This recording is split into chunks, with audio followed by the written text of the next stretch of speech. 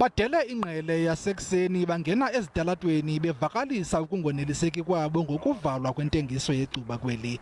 Abaqhankqalazi bebenxibe impahla ezi-orange ngelibonakalisa inkxaso yabo ngakumafama nakwabo basebenza kwicandelo lecuba.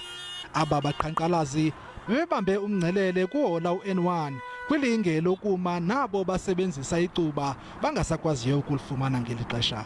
That knock-on effect in terms of the economy and joblessness and income disparity is a big concern. And I don't think at all that government has considered that. We're buying illicit cigarettes there's a reason that they're illicit. They're not healthy. So we're fighting for ourselves. Lomngcelele nobuhamba ngonyawo lonwabo ungangxamanga uphazamise nabaqhubi bezithuthi ngelixa abanye babaqhubi bebebonakalisa inkxaso yabo ngakulomgushuzo.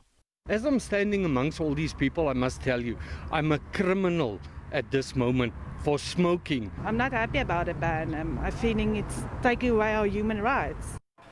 Abaququzeleli balomngcelele bathi asibatyhafisanga isigwebo senkundla ephakamileyo yasePitoli nechithe isimangalo sombutho wecuba i-Independent Tobacco Association nobuselwa ukunqunyanyiswa kwentengiso yecuba.